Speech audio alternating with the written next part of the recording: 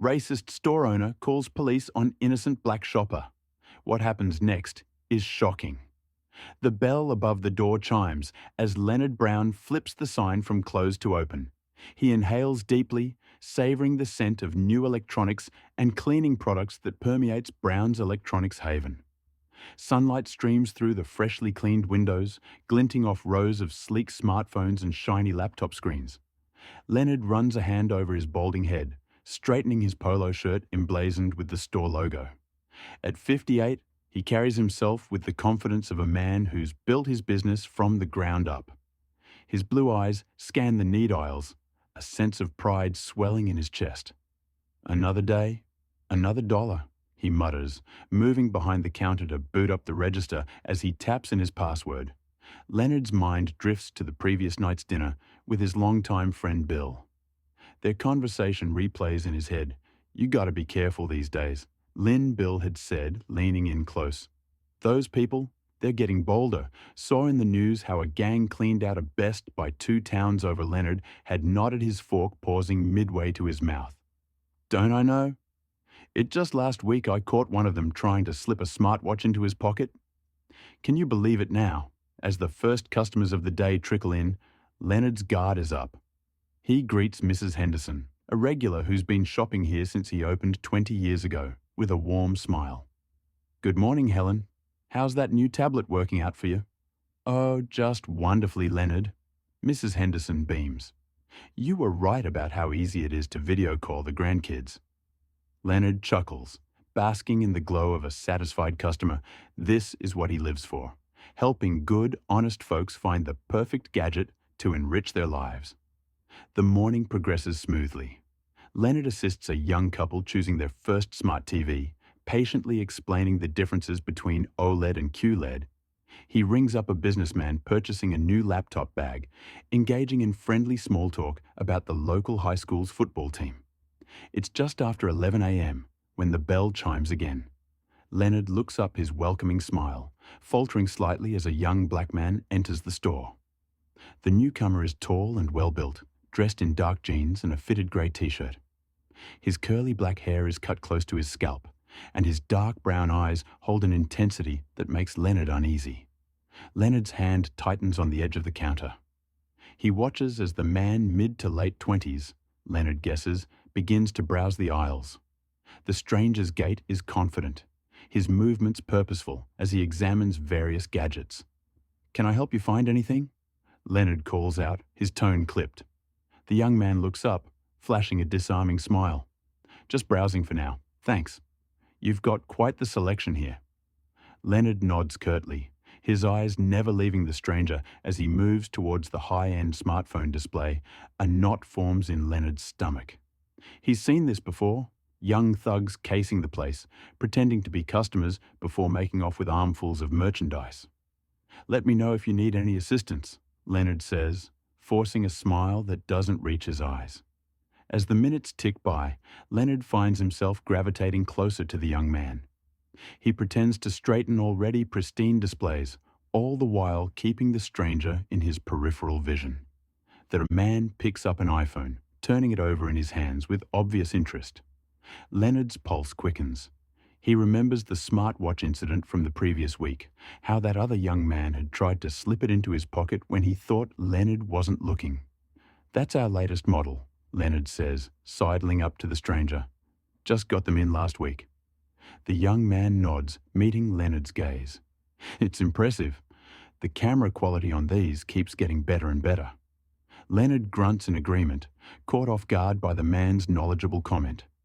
Still, he can't shake the feeling that something's off, the way the stranger's eyes dart around the store, taking in every detail.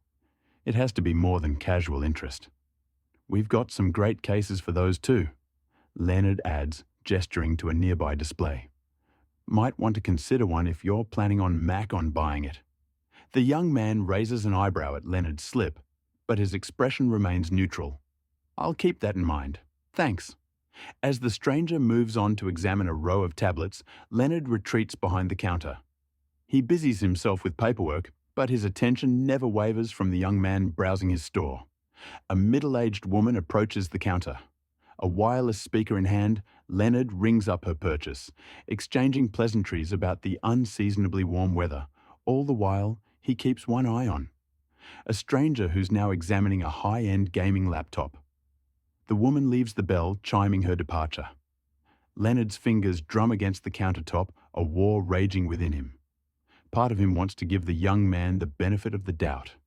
After all, he hasn't actually done anything wrong, but a louder voice, one that sounds suspiciously like his father's whispers, warnings of danger and deceit.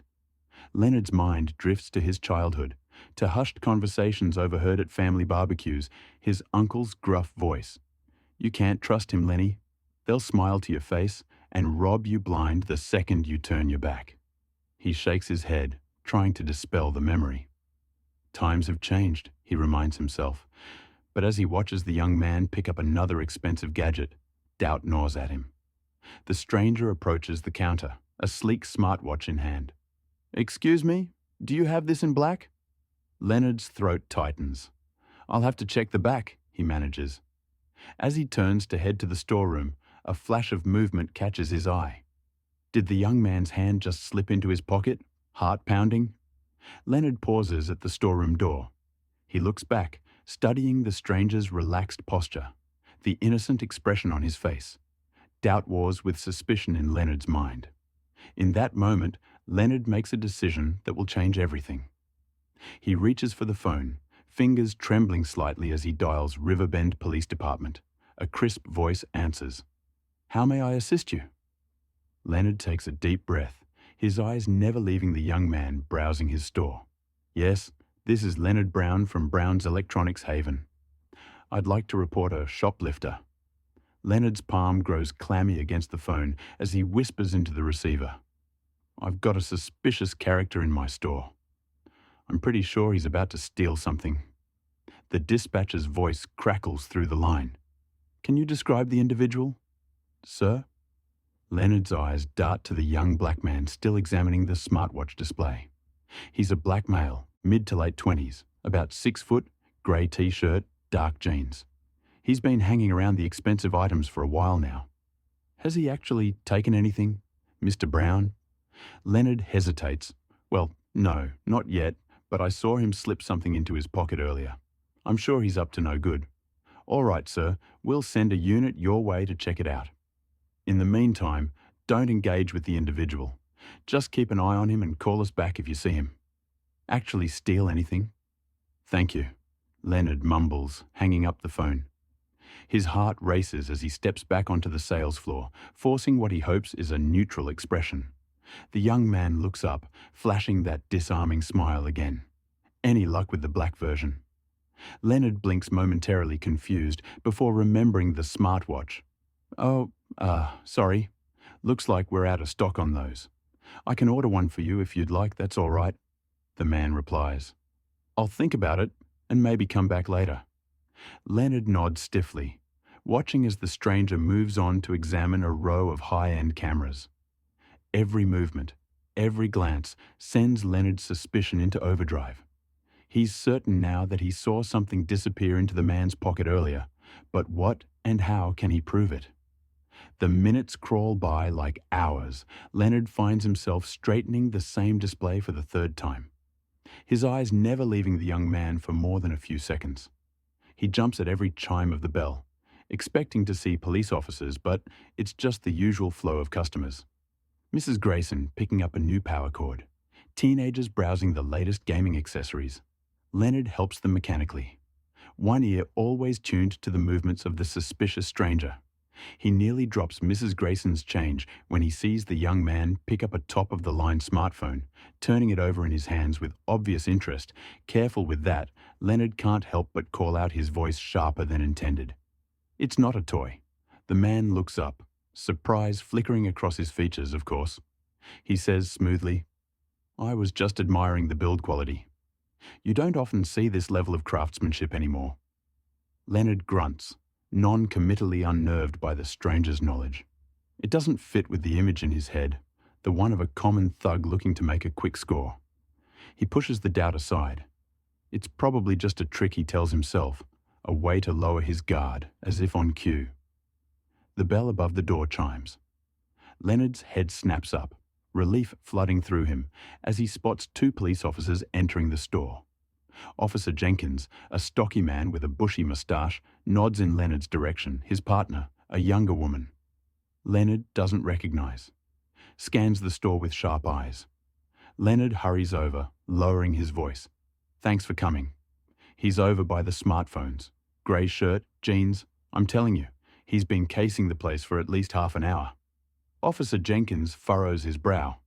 Has he actually taken anything? Mr. Brown. Leonard hesitates. Well, I'm not entirely sure, but I saw him pocket something earlier, and he's been hanging around all the expensive stuff, asking way too many questions. I know trouble when I see it. The female officer, her name tag reads, Ramirez, exchanges a glance with her partner. All right, Mr. Brown, we'll talk to him. But you should know that browsing isn't a crime. If he hasn't actually stolen anything, just talk. To him, Leonard insists you'll see what I mean. The officers nod and make their way towards the young man who's still examining the smartphone display. Leonard watches heart pounding as Officer Jenkins clears his throat. Excuse me, sir, could we have a word with you? The young man looks up, surprise evident on his face. Of course, officers, is something wrong? We've had a report of suspicious activity in the store. Officer Ramirez explains, would you mind stepping over here with us for a moment?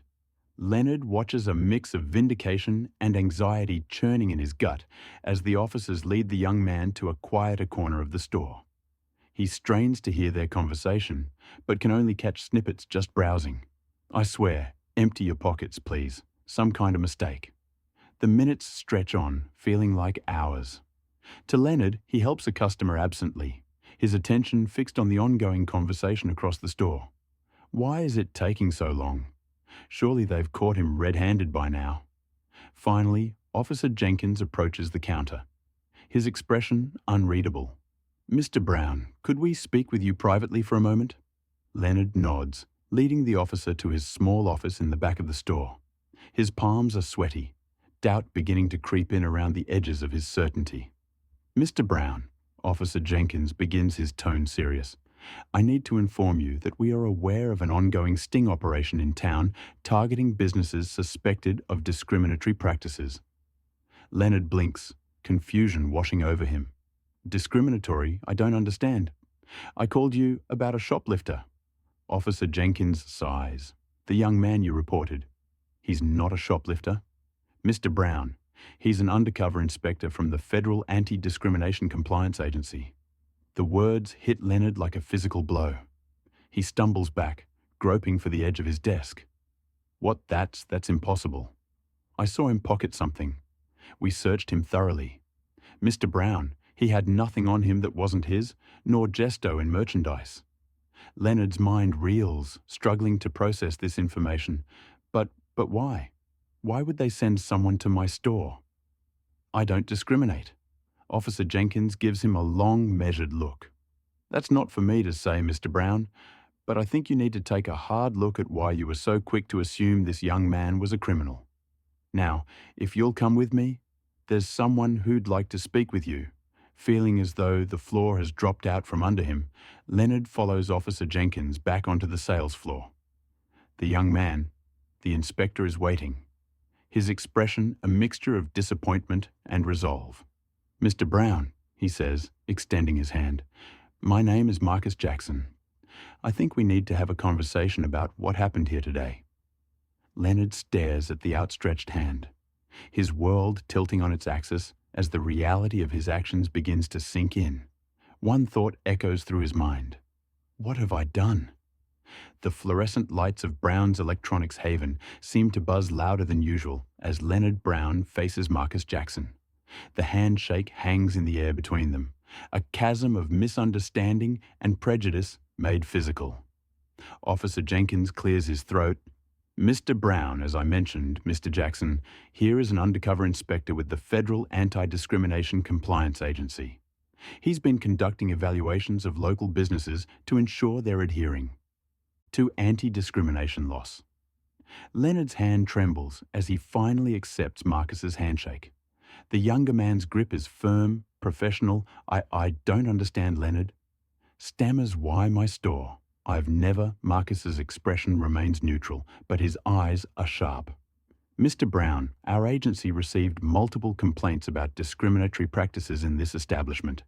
My visit today was to assess the validity of those claims. The words hit Leonard like a physical blow. He stumbles back, groping for the edge of the counter-complaints. But I treat everyone fairly. Officer Ramirez steps forward, her voice gentle but firm. Mr. Brown, perhaps we should continue this conversation somewhere more private. Your office, maybe. Leonard nods numbly, leading the small group to his cluttered back office. Posters of the latest gadgets compete for wall space with years of sales awards. He sinks into his chair behind the desk, suddenly feeling every one of his 58 years. Marcus takes a seat across from him while the officers remain standing. The silence stretches heavy with unspoken accusations. Mr. Brown Marcus begins his tone neutral. I'd like to walk you through my experience in your store today, if that's all right. Leonard nods, unable to find his voice. From the moment I entered, I was aware of your heightened attention. While that could be attributed to good customer service, your body language and tone suggested suspicion rather than welcome. You followed me around the store, watching my every move when I asked questions about products. Your responses were curt and dismissive. Marcus leans forward, his gaze intense. But the most damning action, Mr. Brown, was your decision to call the police based solely on my presence in your store. I had done nothing to warrant such a response. I was simply a customer browsing your merchandise. Leonard's mind races, searching for justification. But I thought I saw you pocket something? Marcus shakes his head. I assure you, Mr. Brown, I took nothing. The officers have already searched me thoroughly. What you saw was a projection of your own biases and fears. The words land like a punch to Leonard's gut. He opens his mouth to protest, but no sound comes out. Officer Jenkins steps forward. Mr. Brown, I've known you for years.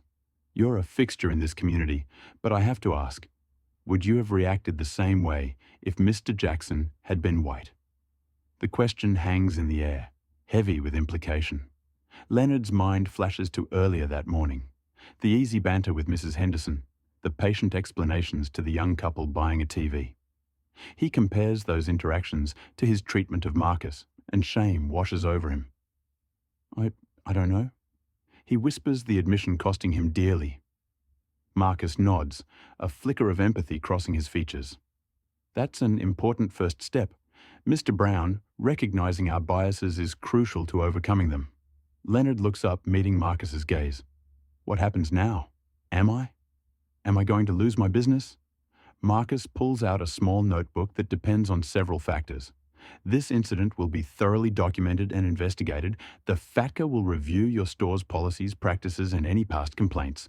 There will likely be fines, and you'll be required to undergo anti-discrimination training. Leonard slumps in his chair, the weight of his actions pressing down on him. I never meant I didn't think that's often. The problem, Mr. Brown. Marcus says, his tone softening slightly.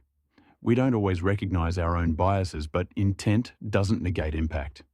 Your actions today made me feel unwelcome and criminalized in a place of business. Officer Ramirez steps forward. Mr. Brown, I'd like to add that false police reports are a serious matter while we understand the context now. Using law enforcement as a tool of discrimination is unacceptable. Leonard nods, unable to meet anyone's eyes. The enormity of his mistake is beginning to sink in, bringing with it a wave of shame and regret. Marcus continues, his voice steady, moving forward. Mr. Brown, you'll need to take concrete steps to address the issues in your business practices. This includes revising your customer service policies, implementing diversity training for your staff, and actively working to create a welcoming environment for all customers. Leonard looks up, a spark of defiance flickering in his eyes. But this is just one misunderstanding. Surely you can see that Marcus shakes his head, his expression firm. Mr. Brown, the complaints we received suggest this isn't an isolated incident. Your reaction today only confirmed the validity of those concerns. The fight drains out of Leonard. He slumps further in his chair, feeling old and out of touch. I don't know how to fix this, he admits quietly. That's what the training is for, Marcus explains. It's not about punishment, Mr. Brown. It's about education and growth, about recognize harmful patterns and learning to do better. Officer Jenkins clears his throat. Leonard, I've known you for a long time. You're not a bad person, but good people can still hold harmful biases. This is a chance to confront those biases and make real changes. Leonard nods slowly, his mind spinning. He thinks of his grandfather, of the values he was raised with. He thinks of the changing world around him, of the diverse faces he sees in Riverbend every day. For the first time, he truly considers how his actions might have affected others over the years. I want to do better, he says. Finally, his voice barely above a whisper. I don't want to be that person anymore. Marcus nods, a glimmer of approval in his eyes. That's a good start. Mr. Brown, acknowledging the problem, is the first step towards solving it. He stands, straightening his jacket. You'll be receiving official documentation from FASA within the next few days, outlining the next steps and any penalties. I strongly advise you to comply fully with all requirements. Leonard rises shakily to his feet. I'm sorry, Mr. Jackson, for everything. Marcus pauses at the door, turning back to face Leonard. Apologies are important, Mr. Brown, but actions speak louder than words. I hope to see real change the next time I visit Brown's Electronics Haven. With that, Marcus exits the office. The officers follow, leaving Leonard alone with his thoughts. He sinks back into his chair, the events of the day replaying in his mind. The bell above the store's front door chimes, signaling Marcus's departure. Leonard buries his face in his hands, the gravity of his actions finally hitting him full force. He's built this business from the ground up, priding himself on being a pillar of the community. Now, with a single misguided action, he's jeopardized everything outside life in Riverbend continues. Customers come and go, oblivious to the seismic shift that's occurred within the walls of Brown's Electronics Haven. But for Leonard, nothing will ever be quite the same again. Marcus stands by the window of his temporary apartment in Riverbend, gazing at the quaint main street below. The aftermath of the investigation into Brown's Electronics, Haven unfolds like a slow-motion car crash. He watches as fewer and fewer customers trickle into the once bustling store. His phone buzzes a text from his supervisor at FATCA. Great work on the Brown case. The fines have been issued. Marcus's jaw tightens, justice served, but at what cost? He thinks of Leonard Brown's shocked face when the truth was revealed. The memory brings no satisfaction, only a complex tangle of emotions. A knock at the door snaps him out of his brooding. It's Carl, his liaison at the local police department. Thought you might want to see this, Carl says, handing Marcus a folded newspaper. The headline screams, "Local business owner fined for racial discrimination." Marcus schemes the article, his stomach churning. The facts are there, cold and damning. Leonard Brown's prejudices laid bare for all to see. It's all over social media too. Carl adds, people are calling for a boycott. Marcus nods, his expression grim. It needed to come out, but this isn't going to be pretty. Carl hesitates. You did the right thing. Marcus Brown's been getting away with this crap for years. I know, Marcus says, but the words feel hollow. He did his job, exposed the truth. So why does victory taste so bitter? Leonard Brown sits alone in his darkened living room, illuminated only by the harsh glow of his laptop screen. He scrolls through comment after vicious comment on the local news site's Facebook page. Racist scum never shopping there again. How long has this been going on? Each word is a dagger piercing the carefully constructed image he'd built over decades. Leonard slams the laptop shut, but the accusations echo in his mind. His phone rings. It's his daughter, Sarah. Dad, are you okay? I just saw the news. Leonard's throat constricts. I'm fine, sweetheart. It's not as bad as it looks. The lie tastes sour on his tongue. Sarah's silence speaks volumes. "Dad," she says. Finally, her voice strained, "Tell me you didn't really do those things." Leonard closes his eyes, shame washing over him. I don't know what to say. Sarah, oh, Dad. The disappointment in her voice cuts deeper than any angry comment online. After he hangs up, Leonard pours himself a drink with trembling hands. The amber liquid does nothing to numb the pain of his crumbling world the next. Morning, Leonard forces himself to open the store. The silence is deafening. No cheerful greetings from regular customers, no excited chatter about the latest gadgets, just oppressive, accusatory silence. His lone employee for the day, Jenny, gives him a nervous glance. "Mr. Brown, the sensitivity training instructor, is here." Leonard nods, his stomach clenching. He follows Jenny to the back room, where a middle-aged black woman waits, her expression neutral, but her eyes sharp and assessing. "Mr. Brown," she says, extending her hand, "I'm Dr. Amelia Foster. I'll be conducting your mandated training sessions." Leonard shakes her hand, fighting the urge to look away. Let's just get this over with." Dr. Foster's eyebrow raises slightly. "Mr. Brown, this isn't a punishment to be endured. It's an opportunity for growth and understanding." Leonard scoffs. "What's to understand? I've been branded a racist. My business is ruined. What more do you people want?"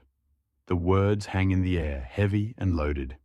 Dr. Foster doesn't flinch, and there, she says calmly, is exactly where we need to start. Hours later, Leonard's head spins. Dr. Foster has led him through exercises, shown him statistics, shared personal stories.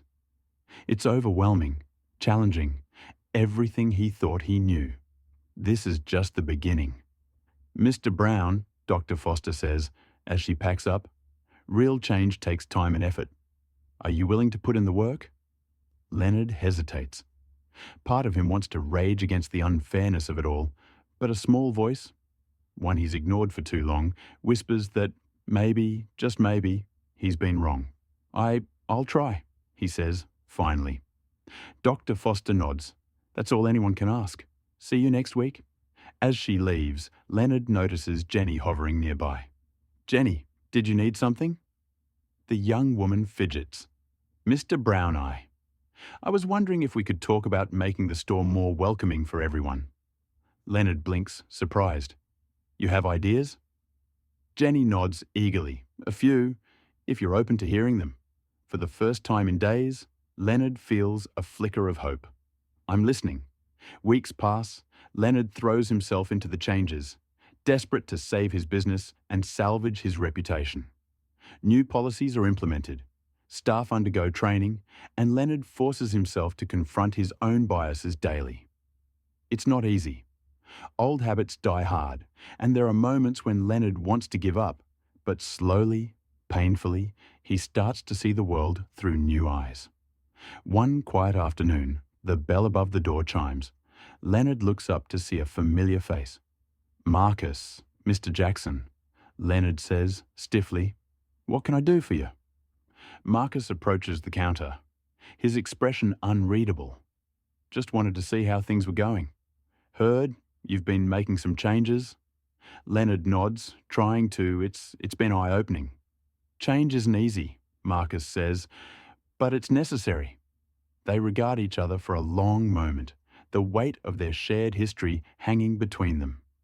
"I was wrong," Leonard says finally, the words feeling foreign on his tongue, "about a lot of things I'm trying to do better." Marcus nods slowly. "That's all any of us can do. Mr. Brown, keep trying, keep learning." As Marcus turns to leave, Leonard calls out, "Mr. Jackson?"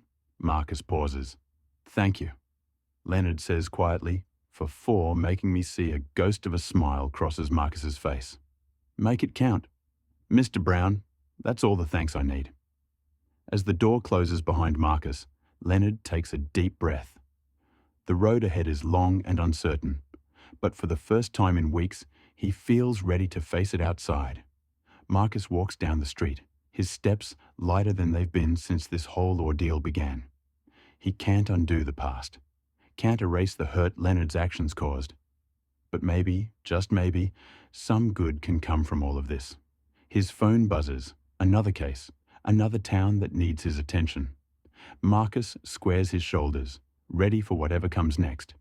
The work is never done, but each small victory, each mind opened, is a step toward the world he dreams of building. As he drives out of Riverbend, Marcus glances in his rearview mirror. Brown's Electronics Haven stands as a reminder of the challenges faced and the changes still to come.